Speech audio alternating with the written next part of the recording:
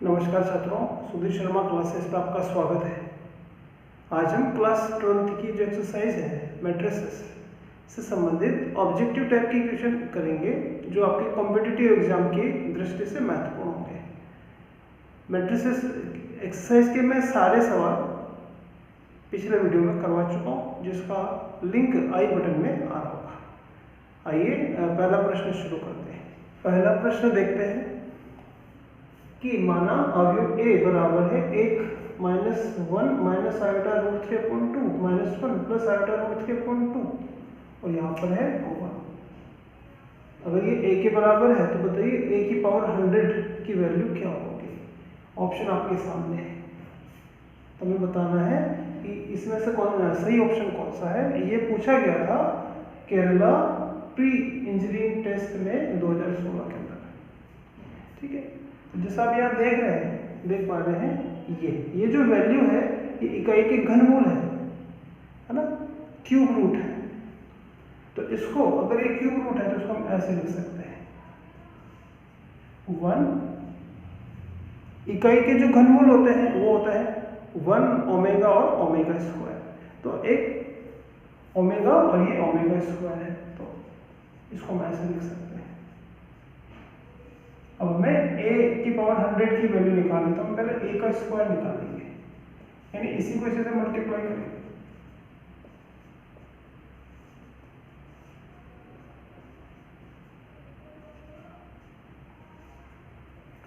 ये पंक्ति स्तंभ से गुणा करेंगे तो आएगा 1 प्लस ओमेगा क्यूब। पंक्ति इससे गुणा करेंगे तो आएगा omega square plus omega square. इसी तरह से दूसरी पंक्ति इससे करेंगे तो ओमेगा प्लस ओमेगा, और इसी तरह से इसको इससे मल्टीप्लाई करेंगे तो आएगा ओमेगा क्यूब प्लस 1। ठीक है, जिसको हम कह सकते हैं यानी a का स्क्वायर जो है वो आएगा, ओमेगा क्यूब की वैल्यू 1 होती है तो 1 प्लस 1 2 ओमेगा स्क्वायर 2 ओमेगा, और इसमें से अगर हम 2 कॉमन ले लें तो आएगा 1 ओमेगा स्क्वायर ओमेगा और 1। और ये जो वैल्यू है ये a के बराबर, तो इसको हम कह सकते हैं 2 इंटू a। ठीक है, तो ये a स्क्वायर की वैल्यू हमने निकाली। इसी तरह से अगर अपन a क्यूब की वैल्यू निकालते हैं, a क्यूब की वैल्यू निकालेंगे तो a का स्क्वायर इंटू a का स्क्वायर का मतलब है ये। ठीक है, 1 ओमेगा स्क्वायर ओमेगा 1 को मल्टीप्लाई करेंगे a, यानी 1 ओमेगा स्क्वायर ओमेगा 1 से मल्टीप्लाई करेंगे। ठीक है, जैसे कि आपने देखा था इन दोनों का मल्टीप्लाई आया था, है ना। दोनों का जो मल्टीप्लाई करेंगे, जैसे कि अपने a का स्क्वायर वैल्यू निकाली थी, इसी का ही तो निकाला था, तो ये आएगा 2 इंटू a, यानी आएगा 2 का स्क्वायर इंटू a। तो इस प्रकार से हम देख रहे हैं कि a की पावर 3 आएगा 2 का स्क्वायर इंटू a। ठीक, अगर यहाँ पावर 3 है तो यहाँ 2 का स्क्वायर आएगा इंटू a, और इसी तरह से अगर यहाँ पे a की पावर 100 होगी तो यहाँ पावर 1 कम आएगी, यानी इसका जो आंसर होगा वो आएगा बी ऑप्शन। दूसरा प्रश्न है कि निम्न में से किस अवयव के मुख्य विकर्ण के अवयव सदैव 0 होंगे। निम्न में से किस अवयव के मुख्य विकर्ण के अवयव सदैव 0 होते हैं। सममित अवयव, विषम सममित अवयव, अदिश अवयव, या इनमें से कोई नहीं। आपको बताने की वो कौन सा अवयव है जिसके मुख्य विकर्ण के अवयव सदैव 0 होते हैं। तो यहाँ जो सही ऑप्शन होगा वो है डी, विषम सममित अवयव। कैसे कि जैसे अगर अपन माने कि a एक विषम सममित अवयव है, अगर a विषम सममित अवयव है ना, a विषम सममित अवयव है, सममित अवयव हो, तो इसमें ये होता है कि इसका जो परिवर्त होगा ट्रांसपोज वो इसके नेगेटिव के बराबर होगा, या इसमें एक और ये होता है कि aij बराबर होता है माइनस aj, अवयव ऋणात्मक के बराबर होता है। तो अगर अपन यहाँ पर i की जगह भी 1 रखते हैं और j की जगह भी 1 रखते हैं तो ये आ जाएगा a11 बराबर -a11, इसको इधर लाएंगे तो a11 प्लस a11 यानी 2 गुणा a11 बराबर 0 या a11 बराबर 0। a11 विकर्ण के अवयव होता है। इसी तरह से मैं अगर यहाँ पे 2 रख देंगे तो इसी प्रकार से a22 0 a33 0। तो जो विषम सममित अवयव होगा उसमें मुख्य विकर्ण के ये जो अवयव होते हैं वो 0 होते हैं, यानी इसका जो सही आंसर है वो है बी, विषम सममित। तीसरा प्रश्न देखते हैं। यदि a एक ऐसा वर्ग अवयव है जिसमें a का स्क्वायर बराबर a है तो 7a minus i plus a का होल क्यूब की वैल्यू क्या होगी, जहां i जो है वो आइडेंटिटी मैट्रिक्स है यानी तत्समक अवयव है। ठीक है, ऑप्शन आपके सामने है। तो ये पूछ रहा है कि 7a minus i plus a का क्यूब का मान कितना होगा, i 7a या 0, इनमें से क्या होगा। ठीक है, जैसे हमें पता है कि i अगर तत्समक अवयव है, आइडेंटिटी मैट्रिक्स है, तो अब हमें पता होना चाहिए कि a इंटू आई की वैल्यू a होती है, या i का स्क्वायर या i का क्यूब या i, ये सब आपस में बराबर होते हैं।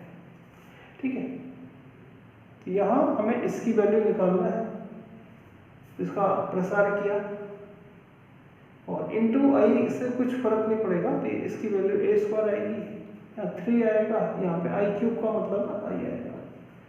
अब यहाँ a क्यूब को हमने लिख दिया a का स्क्वायर इंटू a, और यहाँ सवाल में ये भी लिखा हुआ है कि a का स्क्वायर बराबर है a की, a इंटू a स्क्वायर।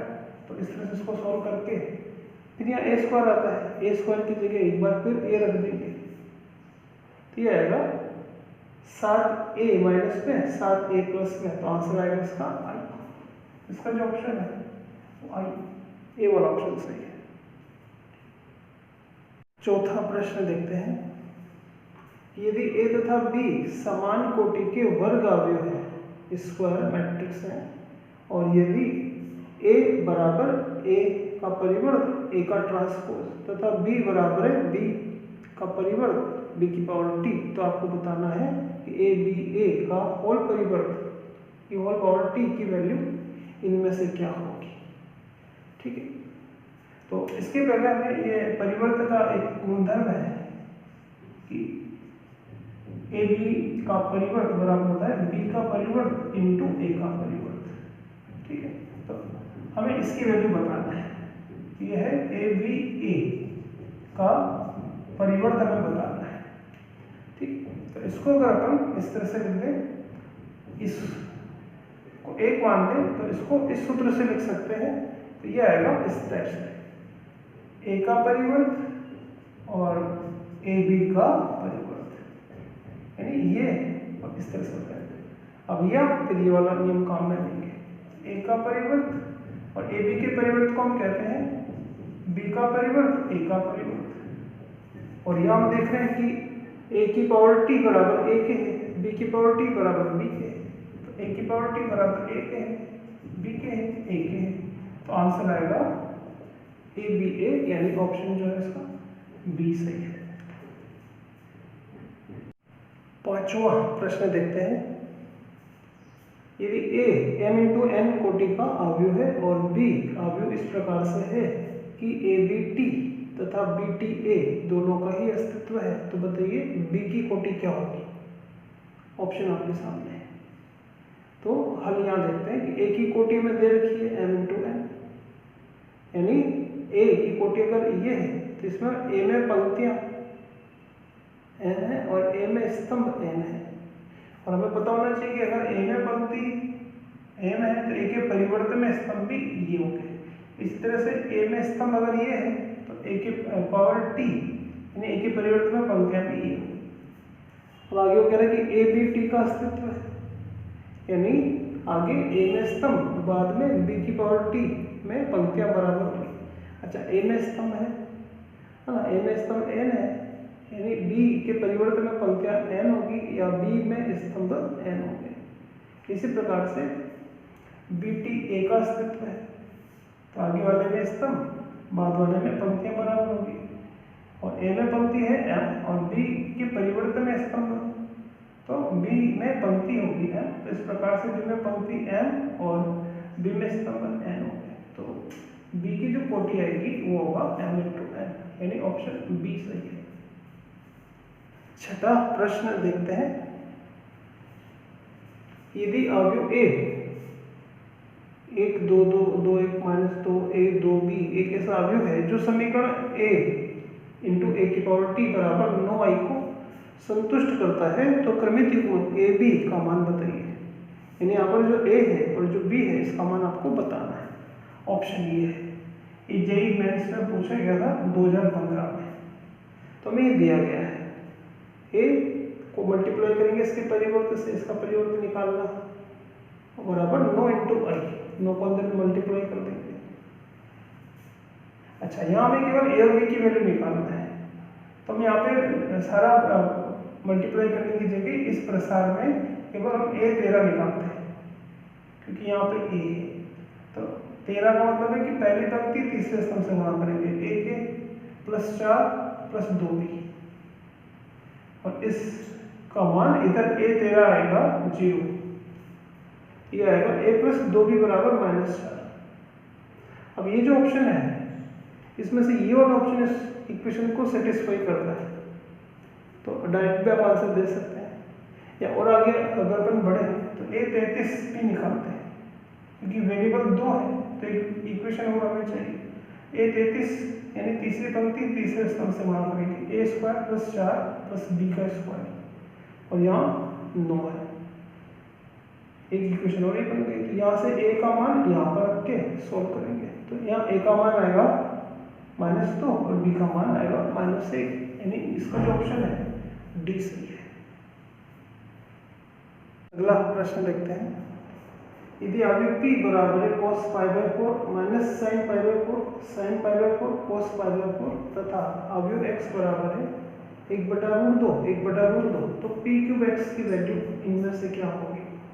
ठीक है, p हमें दे रखा है, cos π/4 की वैल्यू 1/√2 होता है तो सबकी वैल्यू हमने रखी, 1/√2 कॉमन लेंगे तो यहाँ पे आएगा।